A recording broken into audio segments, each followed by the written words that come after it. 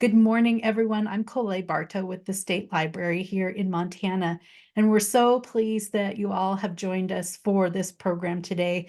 We're going to spend the next hour with a panel of distinguished and exciting and innovative librarians from the state of Montana, talking about their experience with boosting engagement in really incredible ways with their children's collections, both the physical facilities and shelving, and just kind of a shift in mindset about how our patrons, our youngest patrons, engage with the collections that we have. So with that, I would like to turn things over to my colleague, Kara Orban, who's going to make our introductions of the panel. Thanks, Colette. Hi, everyone. It's great to see you all here. As Colette said, my name is Kara Orban, and I am a consulting librarian with the Montana State Library. I will be your co-facilitator for this session, and so I'll be watching the chat for your questions and comments. And we're here to learn about a couple of very inspiring projects. And so without further ado, I would like to introduce our first panelist, Mary James. Mary is the director of the George McCone Memorial Library in Circle. And Mary says that she was the store manager at Barnes & Noble in Billings for 21 years. So she brings a lot of that experience in marketing displays to the library in Circle. And she says her fun fact is that she reads a lot of different books, but feels as though all books are better with dragons.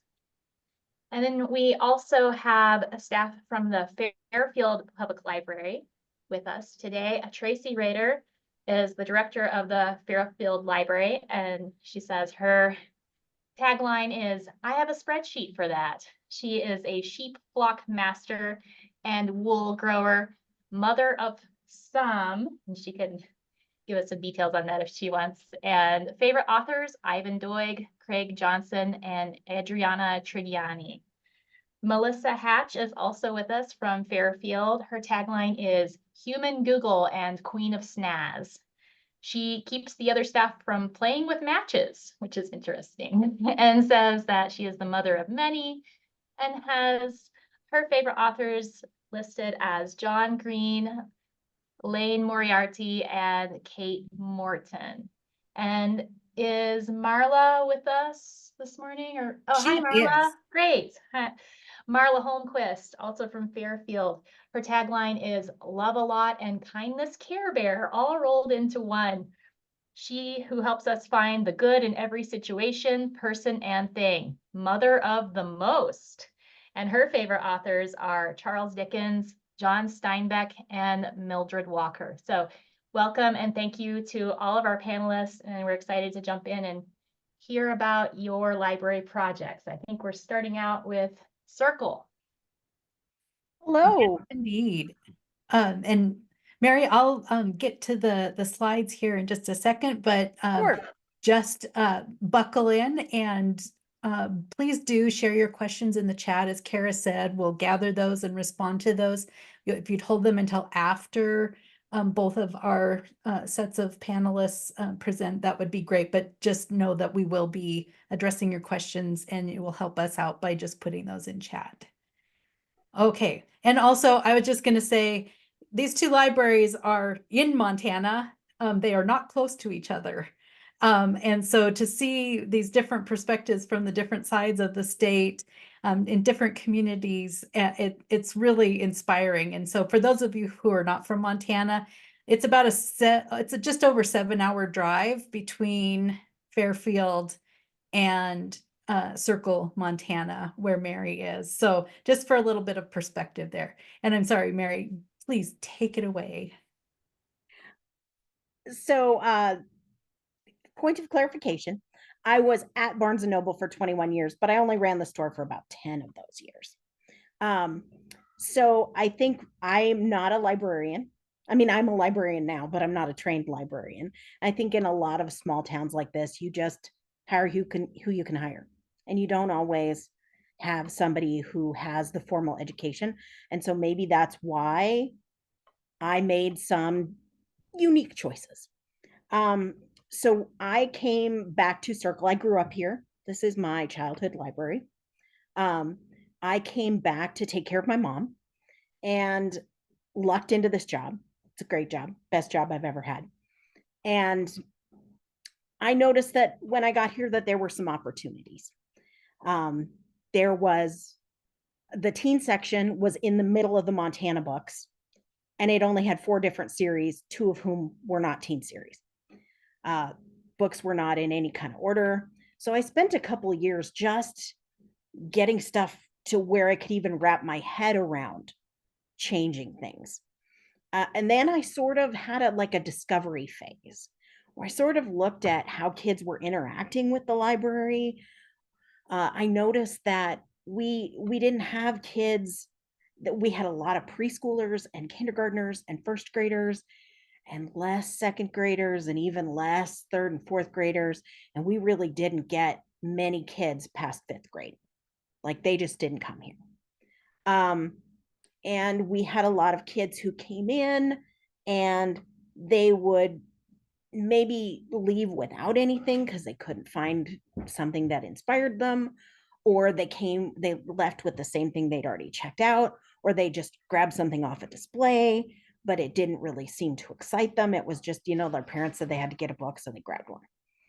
And so as I was looking at those things, it started tickling in the back of my mind that we should be able to do better with this. We should be able to arrange a department so that you don't have to have 3 hours to dig through stuff to find what you're looking for. You should be able to come in 7 to 10 minutes and find what you're looking for and go, because that's what a lot of people were working with. So I sort of looked at how the library was laid out, talked to some kids to see what they thought, talked to some parents, and then I said, okay, I'm actually going to do this. We're going to do this.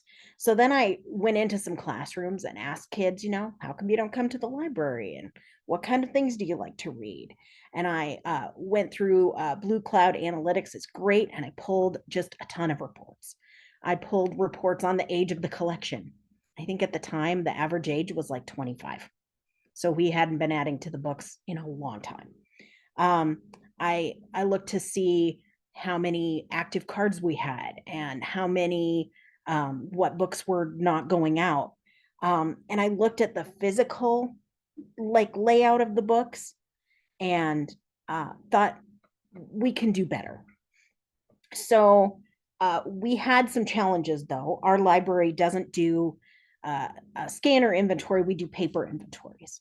So any changes that I made had to be reflected in the call tags, because you don't want to have everything in buckets and have it print out on a piece of paper and have to hunt for what bucket it is. So when I went through to organize things, I organized them with an overall large category, and then a mini bucket category, and then an author, and then a series if needed. So we might have picture books, and then animal picture books, and then rodent picture books, and then the sloth book, Numeroff or somebody. So we were able to, the call tags were a little different. We also looked at we touched every book. We pulled all of the sections completely apart, and we organized them by type. So like by type and by topic. So all the shark books went together, and all the snake books went together, and then we kind of created little plastic buckets with little signage that was picture-based signage, so that all the animal books are together, but there's a bucket of sharks, and there's a bucket of reptiles, and there's a bucket of spiders, and there's a bucket of faraway animals, and I think 2 buckets now of animal battle books, which are freakishly popular.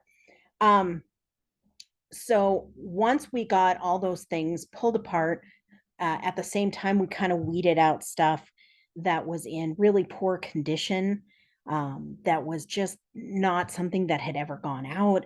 Some things we kept because we thought, okay, we're going to give this a try and see if it will go out. It's a great book. we're going to see if it will go up. But some things were like, yeah, this is not a good fit for us.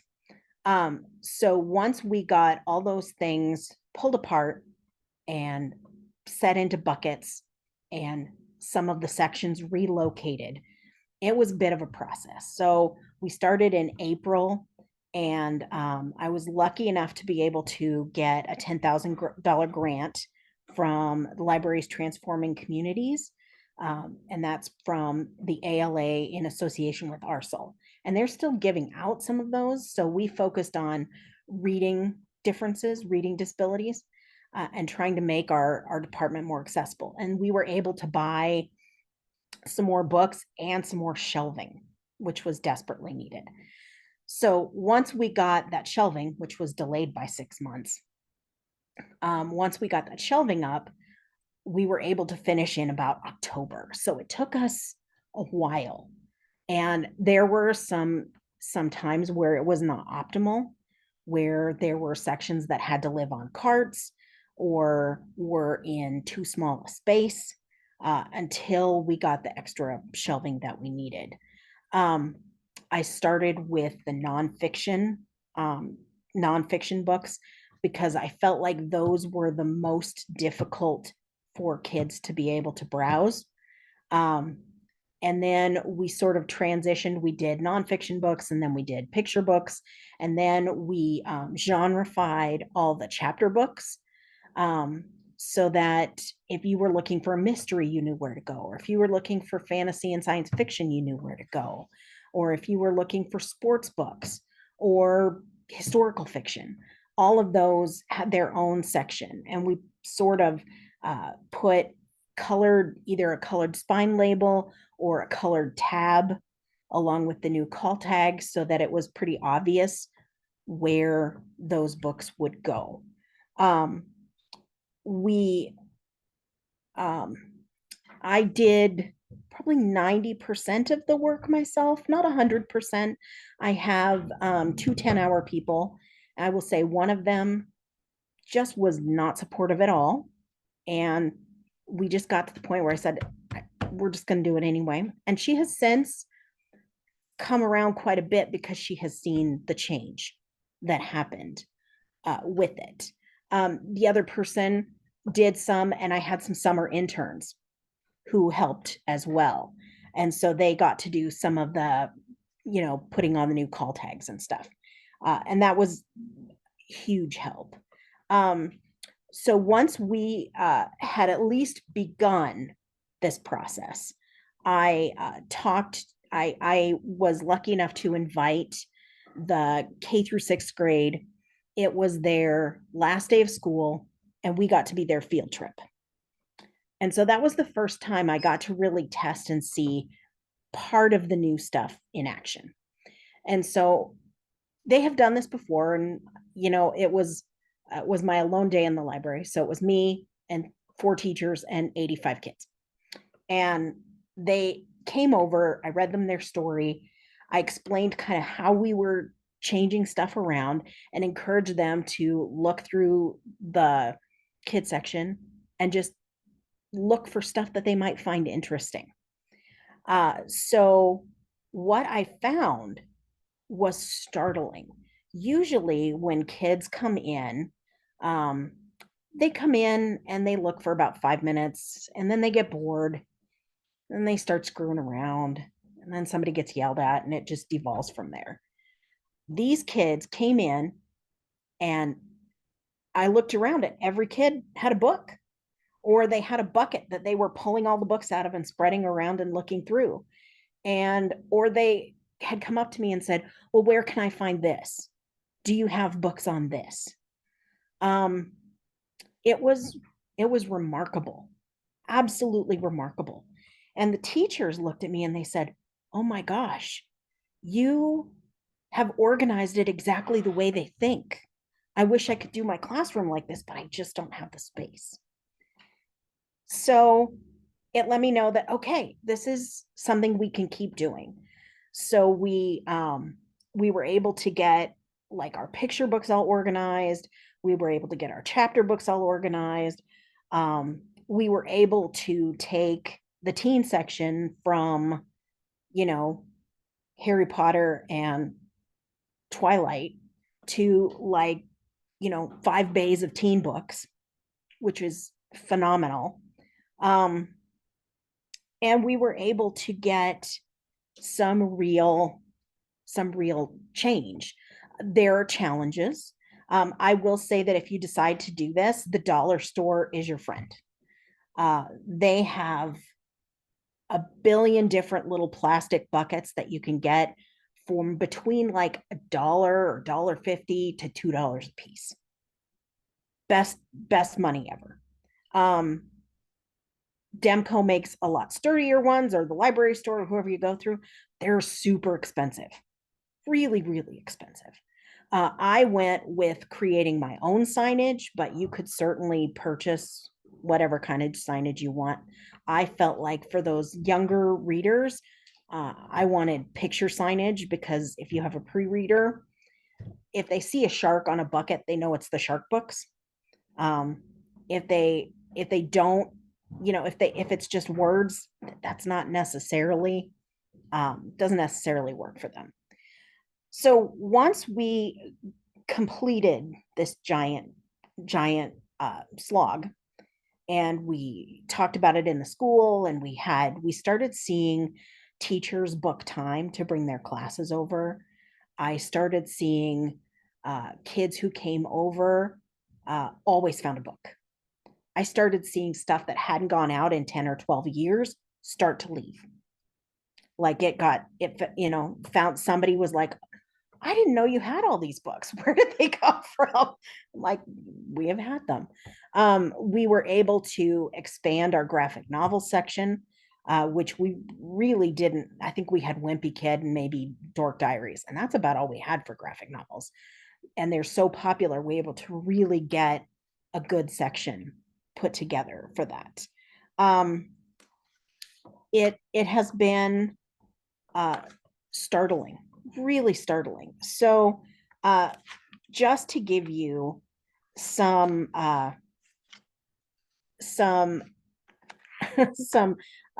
numbers to see where this ended up. When I first started, we had maybe like 1,100 checkouts of kids' items. Kind of after we started organizing stuff, it got up to about 2,600. Once we did the remodel, it's at 3,900. So kids are finding a lot more. The leap in increase in items that were checked out was astronomical. So it just over last year, so the first year, fiction was up like 34%, nonfiction was up about 27%, and that is, you know, just a little bit, like it wasn't even finished.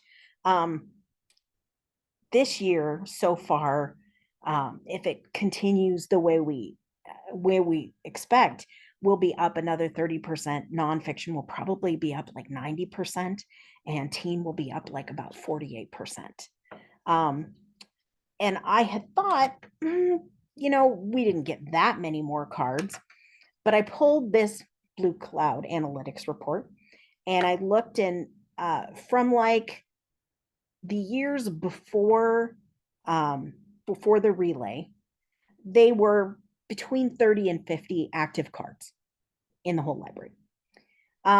Once I kind of started taking over and organizing, it jumped to about 80. But after the relay, I pulled and I was shocked. 269 active cards.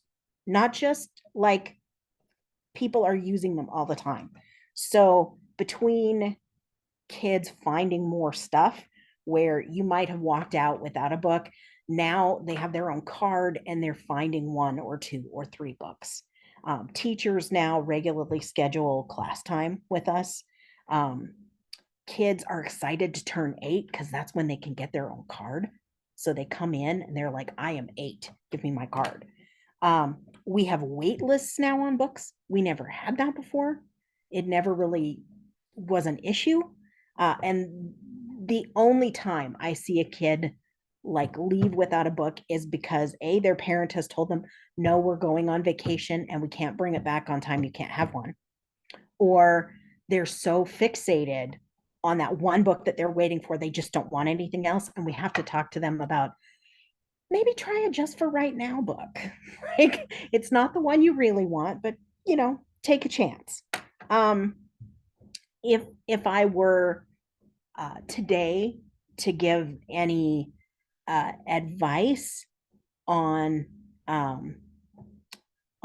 this process, I would say, go for it, because I've loved it. Whatever you're going to do is going to be better than rows of spines. It was great to get rid of, like, half of our chapter book library was like those 1970s like drab gray covers of sadness. Like, everything was gray and kind of orange with pencil drawings, and they just did not appeal to kids at all. Even if the book was great, the cover was just terrible. So the other thing that I would say is, if you had to pick an area to really go for, start with your nonfiction. That was where I felt like we got the biggest bang for our buck and the kids were most excited by it. Mary, that's incredible. We have a few questions and we'll go back to those after our next section of the presentation. But Tracie and Marla and Melissa, I want to turn things over to you, and you can tell your story. Sure, Colette. So are you going to put up some of the pictures from the slides? Because it would be helpful. You're not seeing my screen right now? No, I guess I'm not. All right, I apologize. I'm sharing the screen so that everybody is seeing a picture of the library with the 3 angels of the library hovering up in the sky. Okay, great. I'm just not seeing it, and I apologize for that. So to start, it's really important. Mary and I actually talked about the ALA grant. Do you remember that conversation, Mary? I called you because I was thinking about applying for it for a totally different reason. And you talked to me about your project, and I didn't realize that you were undergoing the same metamorphosis that we were at the same time. And so people need to know these are 2 truly organic events that happened at 2 different libraries. And ours came from me going to the Buffalo, Wyoming, or the Johnson County Library. Whenever I travel, I try to pop into libraries and see kind of what's going on, what people are doing different, and how they're coming at things. And Wyoming, because of their coal and gas industry, has some pretty incredible civic infrastructure, and their libraries are just amazing, even the smallest ones. So I walked in there and I saw the entire children's section, which was larger than our library, with metal bins, and all the books were facing forward. And I just completely blown away. And I went in, I found the children's librarian. I'm like, tell me about this. How did you decide to do this? And she said, well, it was actually the genius of their librarian, their children's librarian, and they've been there for almost 30 years. And she had retired, and I'm sorry, I don't know her name. But she just shared with me everything, how it was organized. And I said, oh gosh, can you tell me where you got the shelving?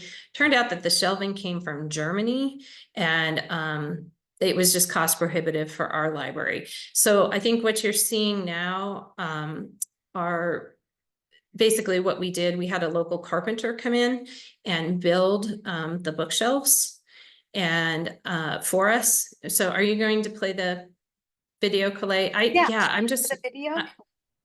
I'm not seeing, and I apologize. I don't know how to change my screen so I can see what you're playing.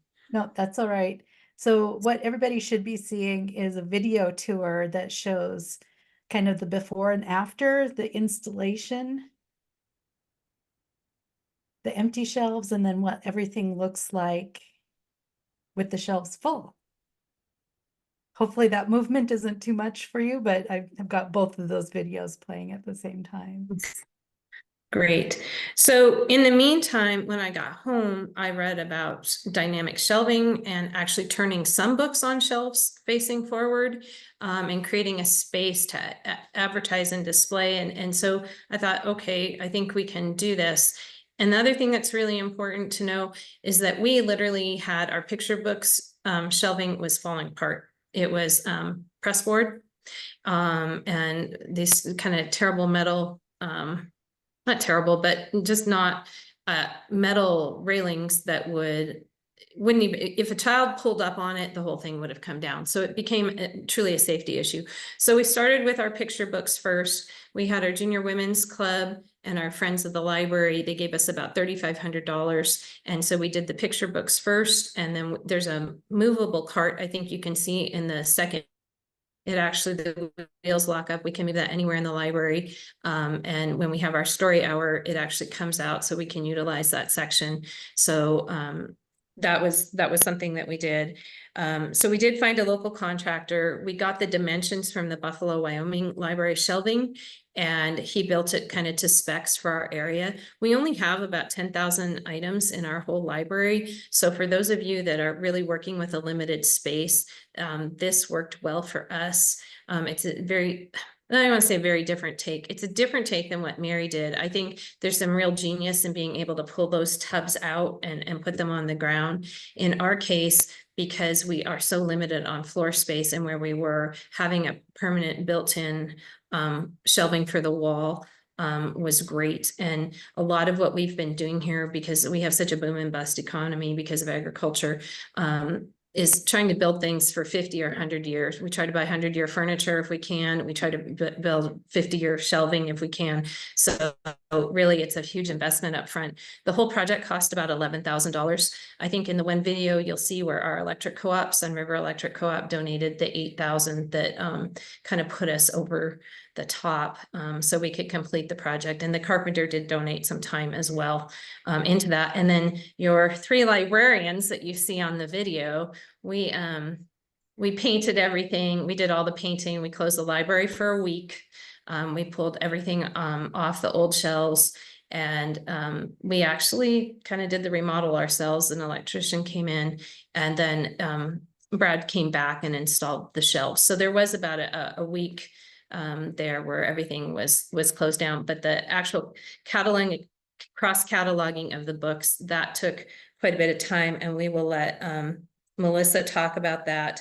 The one thing I will say, when we attacked the picture book section first, we did that before the remodel. I did not inventory those books ahead of time. Shirley did that when we went to the nonfiction section, and we had to make sure that there was enough. The shelving that we had envisioned was actually going to accommodate that whole collection, because the nonfiction section is our biggest.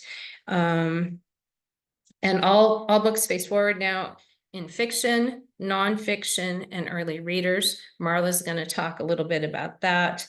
The other thing that you need to know is that we do use a traditional spine label, but then they are cross-referenced in the Montana Shared Catalog with what bin they are in.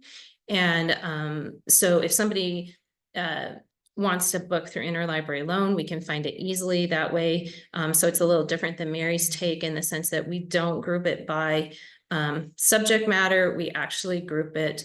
The tall picture books are by author. And so even though you have an A bin and a B bin and a C bin, you'll see that there may be A authors in A, B, and C. So the whole thought behind this was to try and teach children that they're at a very early age, that there is still structure within the library, helps them teach them the alphabet and their letters, and the stickers that Melissa will talk about. It's all color coded. And so we kind of had a hybrid system between what Mary's doing and what traditional library science is. And none of us None of us are librarians either. We are now officially. We're earning our stripes. Let me tell you what. But yes, I raise sheep, and Melissa and Marla can tell you a little bit more about themselves. I actually started this job like 13 years ago, and needed to talk to people instead of just sheep. And that comment about being mothers, between the three of us, we have 18 children. So our lives have really been focused around children, and all of us had a heart for this. So we'll go to Melissa now. Okay, so I'm going to mostly cover how we started the process with the picture books. When Tracie first shared the idea with us after she'd been to Buffalo, I was not 100%, I didn't understand 100% what she meant, but as we got the project going, then I understood what the vision that she had. And so I did most of the picture book reorganization myself.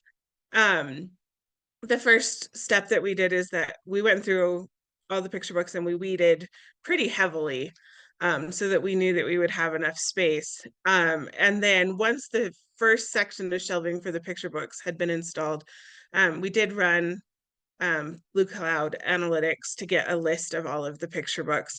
And that is what I used to figure out how to allot the books in their bins, as we call them. And we kind of just had to old-fashioned way figure that out by putting books in the bins and figuring out approximately how many you could sit in the bin and still easily be able to flip through it to be able to see the covers when you were trying to find a book. We kept them roughly alphabetically by their original spine label, according to the author. But as you can see in the picture, like bin A, B, C, that whole top row, they could only hold about 14 books a piece. And so, there was more A authors than what that bin could hold. So that's been confusing to some people, but it's the green label for the picture books. It's just a location. It doesn't really have anything to do with the title or the author of the book. And so we had to figure out, okay, we were going to have 14 books in A, 14 books in B, 14 books in C, and so on. And we figured out pretty quickly, like within a day or two, that the dust jackets of the books were going to take much more of a beating with people flipping through them. And so what I began doing was laminating all of the dust jackets. And so that was a little bit of a process to take all of the dust jackets, if they'd been taped to the book, cutting them off, cleaning them up, repairing any rips or tears or blemishes and whatnot, and then running them through the laminator. And one of the things that I felt pretty strongly about was that those label stickers for the bin not be underneath the lamination, because I wanted them to be able to be moved as the library grew, evolved, changed, etc. So all of the lamination, you can see how they're all shiny in the picture, the ones that have dust jackets. As I got into doing it, I found out that I could do about a bin a day, which would be anywhere from 14 to maybe 20 books a day. Of course, as we all know, working in a library, you can't do just that every day. So I had to kind of space that out. And it took me about 9 months to do all of the picture books. But again, I do story time and there's a lot of other things that come up. So I couldn't focus solely on that. Some weeks I would get multiple bins done. Some I might get one or none. One of the things that we joke about in our library is that we have a lot of 40-hour ideas and a 20-hour work week. So sometimes we have to scale things back a little bit to make them fit in the time that we have. But we have a lot of big ideas and we get pretty excited about things. But one of the things that we noticed with the picture books right away was the way that children were checking them out. They are so drawn to the colors and the beautiful pictures that are on the front of the picture books. And it was really funny to notice the patterns of the kids. that their parents would say, go find a book, you need to go find a book. And they would just grab the first 2, 3, 4, 5 books out of, say, bin J and bring them to the desk to check out. But I love that because they're getting exposed to books that maybe they wouldn't have picked out beforehand. It's also really, really handy for us because we can see when something's been misshelved right away. And shelving the books has become so easy.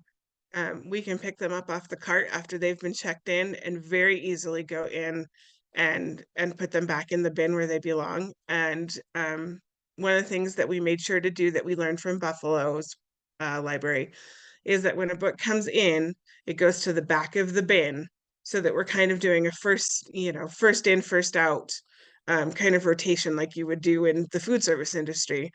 So those books are getting more circulation, and it has helped so much. We have seen books go out way more frequently than they were before because the kids can see what they're getting.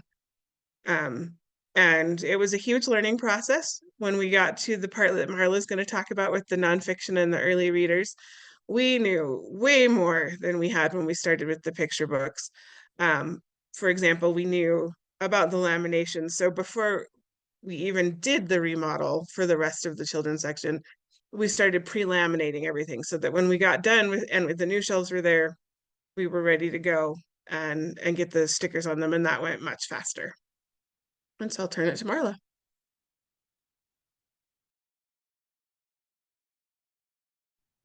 Okay, so I didn't come into the project until they had already done the picture books, and am I unmuted?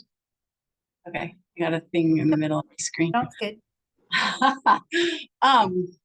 So they'd figured out a lot of the kinks, but I have been here to receive and see a lot of the benefits, one of which Melissa was just talking about, how much easier it is for us to shelf things and see when they're in the wrong spot. But also for our little patrons that come in, it's easy for them to find a book and look at it and put it back where it goes. I've even had some of them bring them up to the desk to me and say, this was in the wrong spot. So it's really easy for them, and it gives them a lot of confidence in the library so they know where things go. Another benefit is we don't have a ton of display space in our library. And as you can see how the books are shelved, it's like almost every bin is kind of like a display. And as we rotate the books to the back, different books get on display, and it balances the circulation, helps them. So one of the first projects that I did work on when I got hired at the library was to weed the easy readers.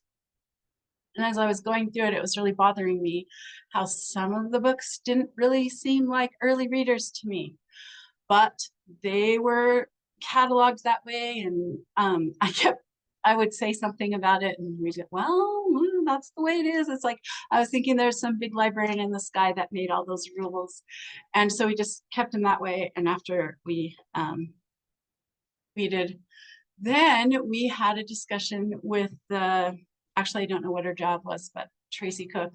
And I asked her about that. And her answer kind of blew my mind, because she said that whatever you can categorize them, whatever makes sense to you, works for the patrons of your library and works for the space that you have. So you're like, yay! And we made our own kind of criteria for what an early reader was, recatalogued.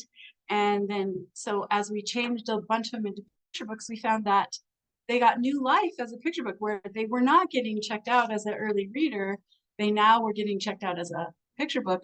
And it also increased the use of our early readers, which I think there was a chart somewhere that showed that. But so we can organize with this bin system, we can organize things any way that makes sense to us. And like Melissa said, it's flexible and changeable. So if we were doing a little more moving stuff around and we needed some more space. So there are some authors that are really popular and they are also prolific. So they got their own bins. So we have a bin of Dr. Seuss, We have the bin of Berenstain Bears, and there are other ways that we can use these bins that are changeable. We could use like a seasonal bin, or we could do, if we needed like a certain kind of category for our summer reading program. It's just really lends itself to being flexible to whatever the needs and demands are at the time. So you can just relabel with different stickers and put them in the bin, and people then can see where they go, and we can see where they go. But my favorite part of the positive things that I've seen in the library is the feedback that we get from people who come in. We have maybe people that haven't been in the library for quite some time, or we have maybe older teachers or people that come in and they see the space, and we get so many compliments about how much sense it makes and how beautiful it is for the kids to see them. Also, we can see families enjoying being able to find good books pretty easily. I just remember one day with a family was in and their little kids were just sitting on the floor, going through the bins right there on the floor. They can just see the books. So it makes it really available and easy to find good books for the kids to read. Sometimes it's their favorites, sometimes it's a new one. We had a patron come in the other day. Her kid wanted this particular book. She couldn't really remember what it was about. She couldn't remember the name of it, and she didn't know the author. She kind of had an idea what the front of the book looked like. You can see that this system would lend weight, and so she went through and she found the book because of the cover, what it looked like. So even though we're not supposed to judge a book by its cover, we are seeing a lot of that in our library and seeing a lot of positive results from it. That's a perfect segue to what Tracie's going to talk a little bit more about next. And Tracie, just cue me when you'd like to go to the next slide. Oh, you're still muted.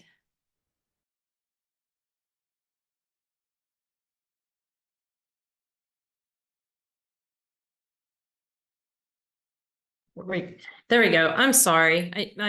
You would think I would have this figured out by this stage in my life, but I don't exactly. So this is a huge plug for Montana Shared Catalog and Blue Cloud Analytics. Mary alluded to it, and we've talked a little bit about it, but you'll see that that is our data source. And this is kind of all three of us. We're just so fortunate in our library. We really try to approach all problems as a team and let people's talents kind of shine through. And so that I have a spreadsheet for that is exactly where this comes from. So I went into Blue Cloud Analytics, and in this particular graph, I looked at January through August of 2022 to 2024, and you're probably wondering why I chose that time frame. We started our transition on the picture books, that first section, in December of 2021. And so, nope, that's not quite right. We made the transition, I'm sorry, it was December of 2023. So you need to look at the change in the picture books from 2022 to 2023. That it was just incredible. You can see how many more went out. And so then the rest of our change happened this spring. We closed the library right before Easter, and in April we were ready to actually have the entire children's section remodeled, and everything was forward facing. So you need to look at the pink there for the nonfiction, and immediately you can see from 2023 to 2024, just April through August alone, what the leap is. I can't wait to see when we have the full year statistics. The other thing that's interesting is getting to Marla's project, which was the last part of the reorganization. We have the early readers there in the dark blue. And so that really, Marla, you might need to help me a little bit. Was that completed probably in June? Do you think? Yeah, June. So right before our summer reading program. So you can see that there have been some gains in those months. So I am really excited to see, what the whole year brings, and when we can compare across those 3 years. If you look at the teal, I'd also like to point that out because it's actually drug our fiction checkout along with it. So going to the next slide. Go ahead. You can see our checkouts aggregately in those 4 home locations over the 3 years. So we had 1,795 books checked out in 2022, 2,464 in 2023. And in that same period, January through August, we're at 2,756. And so for our little library, that's a pretty amazing transition in a short amount of time. I guess you can go to the next slide. And this really kind of says it all. This is one of our youngest patrons who frequents the library. And I love this picture because we're seeing children come in with such confidence. They talk to us, they drop off their books, and they literally run to that section. And in the past, we would be like, hey, can we help you find something? Because they couldn't see the front of the book, everything, all they saw was the spine label. And so we had rulers for them so they could kind of mark the location. And now they drop off their books, they run in there, they know what they're about, and they know that library is for them, that they can't hurt anything, that they really can't misplace anything because all they have to do is match. And we just love it. And I don't think we would ever go back, honestly. I don't envision that happening. And so that's my story. That's what I've got. Happy to answer questions. Tracie, Mary, Marla, and Melissa, thank you so much for sharing this story with us. We did this when we were kind of practicing last week, but that picture just makes me tear up. It's what we all want for our kids, and that confidence and all of the things that you've talked about. So Kara, did you want to kind of bring forward some of the questions that folks have been asking? And I'm going to wipe my eyes. Sure. Yeah, we had a couple of questions in the chat, and anyone else who has some questions for our panelists, please feel free to put them in the chat. So some questions from earlier. There was a question asked about space considerations. I know both of you work in relatively small buildings, and do you find that you get more books on the shelves in the buckets than in the traditional shelving style? Can you talk more about that?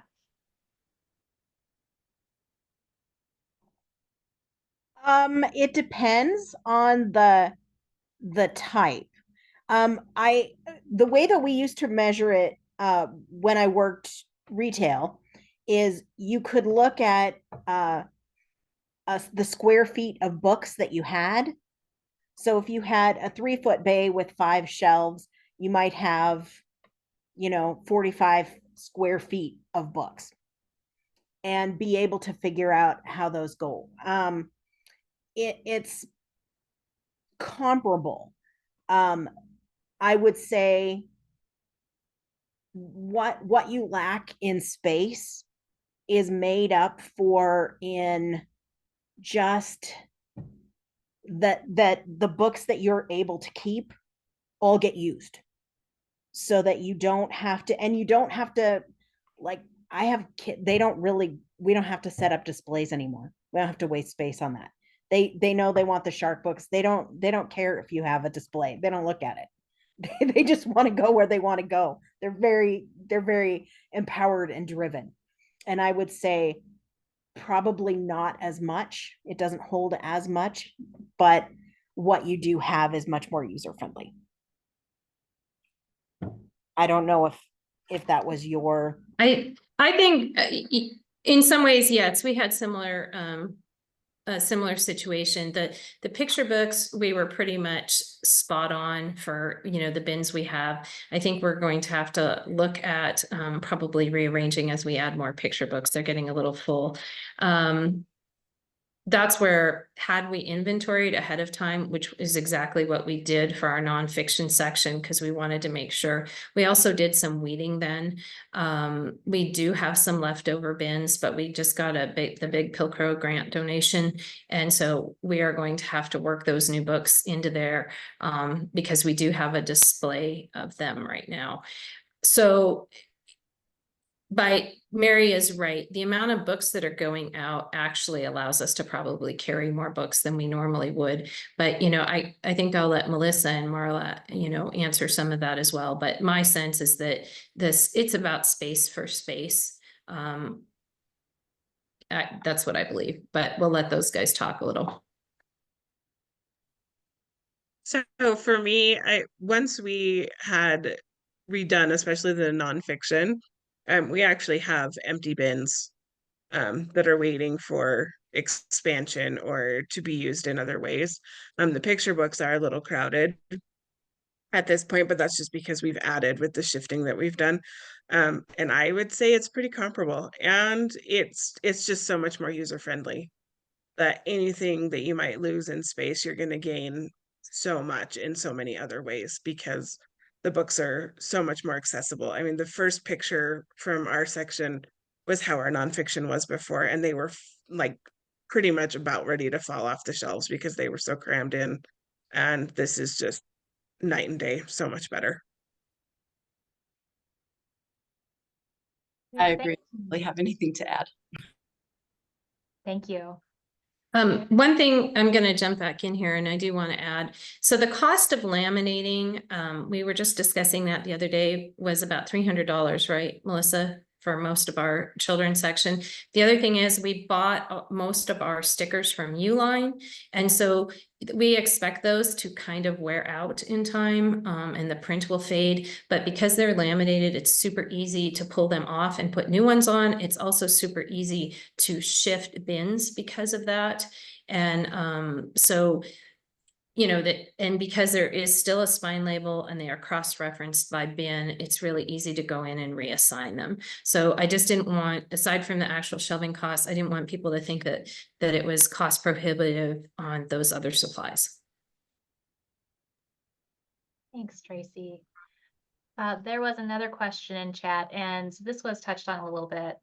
But can you say more about how you're organizing items within a bin and the ease with which you can find items if there is a hold placed on something in your new system of organization? I can go ahead and address that for us. When we went through the process of putting everything in a bin, we use workflows, and so we were able to pull up the item, and then in the staff notes we have notated that it's in bin A, B, G4, lowercase e, whatever the case may be. So all we have to do is look the item up and we can really easily tell where it is. So it's probably actually faster to pull things for holds or when a patron wants it. Ours was a little, we went into workflows too, and we changed the actual call tag number. And in some cases, we changed where the location was. Because if we looked at something and we felt like it's nonfiction, but it's a nonfiction picture book, I'm going to put it with the picture books because I feel like it will go out as a picture book where it just got lost as a nonfiction. Or this is, early reader, but it's chapter book. So instead, we just put all our chapter books together. So we wanted to make sure that if you were a kid and you were not reading at your grade level, that you didn't have to go to the little kids area to find a good book for you. You just picked the book that was right for you with all the chapter books. With our early readers, because our school does AR reading, we put them in buckets by AR number, which has worked fantastically because at least with the very earliest readers, the teachers say you can only read from 0.9 to 1.2. And so the kids can go and they see that bucket number and they can just paw through that bucket and find good things for them. It has been much easier to shelve things, much easier to keep things organized because everything has its little sub bucket and that is built into the call tag. And we had a follow-up question. How heavy are these bins? When you pull them off the shelf, how heavy is a bin full of books? Depending on the bin, it might be, a couple pounds. And there's always somebody here who can help a kid if it's, you know, too tall for them. Most of them kids are able to just pull them off just fine. They're just like a little plastic bucket. They won't support much. I mean, it's not like you can put, you know, 15 pounds of books in this bin. It will hold like, you know, maybe 5 pounds of books if you're really stretching it. So they're reasonably liftable. I kind of want to go back to the organization of the bins, because that was probably the hardest thing to wrap our minds around. And I can't tell you, those lovely ladies down in Buffalo, I called them so many times. I'm like, no, can you go through that one more time? And I would put that out there that we are more than happy, any of us, to address that, because the key is the cross-reference in workflows. So you just kind of have to get over the idea that in that bin A are 15 books, and there are 15 books assigned to that bin, and that is where they live. And they can be in any kind of order, you know, like in bin A for the fiction books, it's just the first 15. And if there's Anderson, whatever, if you've got 15 Andersons, it doesn't really matter. They're just Andersons and they're assigned to that bin, and you know that you're going to find them there. And one of the things, and I cannot emphasize this enough, I spent hours and hours and hours organizing the children's section before I became director. That was one of the main things I would do. And I would, you know, monthly go through the books and try and put them back where they were supposed to go, which really didn't mean anything to the children, because they love them to pieces. But like I said, spine labels mean nothing to them. And so they would just put it back because they knew it had to go on the shelf. Well, now they have a symbol to match to the bin, and they have done a wonderful job of self-policing. It's really pretty rare for us to find a book in the wrong bin. And that is the beauty of this, because it helps the kids, it helps us, and it helps the parents clean up quickly.